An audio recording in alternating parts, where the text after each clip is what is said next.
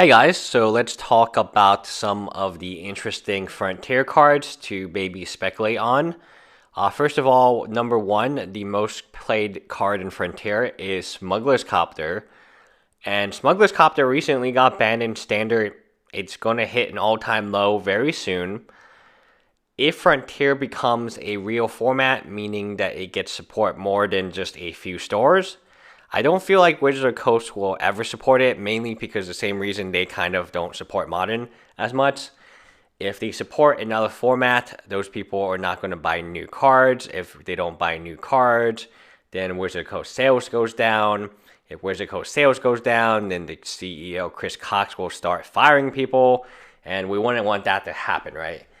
So what happens is this is going to be a purely store supported format, very similar to EDH. I bet you if Wizard of the Coast could take it back, they would take back EDH.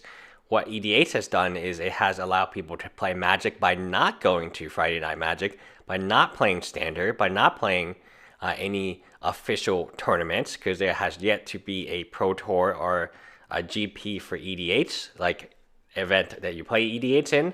Although I felt like that would be a really good, that would be kind of fun. Like I definitely would go. Like I would schedule if they had a GP for EDH. I don't know how you would do it. Maybe you would like partner with somebody and you go a pod of four, and then your friend would be in the same pod with you.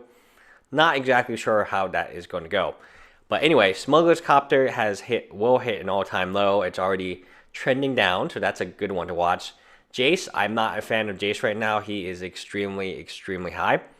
Reflector Mage, that card is also very cheap right now because of its recent ban. Lightning Strike. Now, if you have Lightning Strikes, pull them out of bulk. They're not going to be bulk much longer. Elvish Mystic, another common. One of the things I like about Frontier is a lot of these commons and Roast is an uncommon, and even Dig Through Time is a rare, or Collected Company and Dragon Fodder. So Dragon Fodder is an interesting one. Dragon Fodder has a very special promo edition where you can only get it at the pre-release by rolling dice at like a dice game or something, and you have to hit like so many targets, and then you get to choose. Dragon Fodder was the common in there, and they had a alternative artwork. So that's interesting as a speculation. But let's go down the list again. Jace, nope. Reflective Mage, yes. Lightning Strike, you should have them in bulk if you play during that time. Elvish Mystic, you should have in bulk, or you should be able to buy these extremely cheaply right now. Roast, it's uncommon. You should still be able to get it. Dig Through Time, it's gone up a little bit in price. Monastery, love the card. The card is very good. Foil copies. Foil copies of any of these names on this list, besides Jace, I like a lot. Collected Company, that's an interesting one.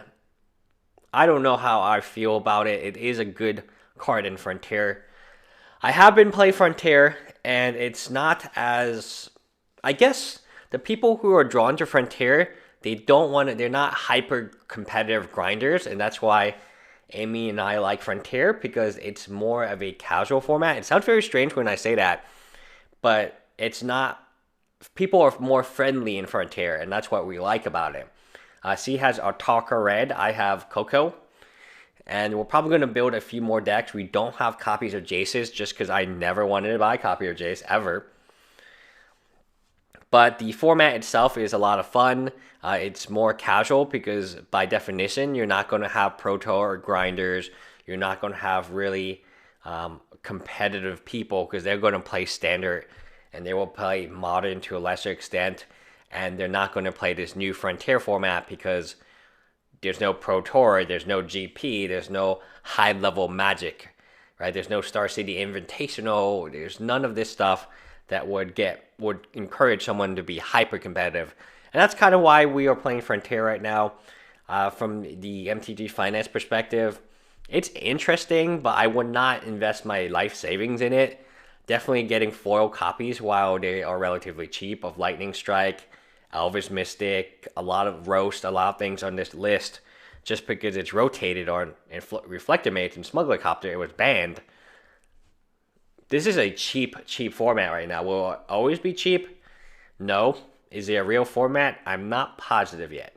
So anyway, leave me a comment below. Do you think Frontier is real? Do you think it's fake? What do you guys feel about these 10 cards? So out of these 10 cards, which one would you stay away from and which one would you buy foil copies of? Or maybe just speculate heavily on, because all of these you can buy in large quantities.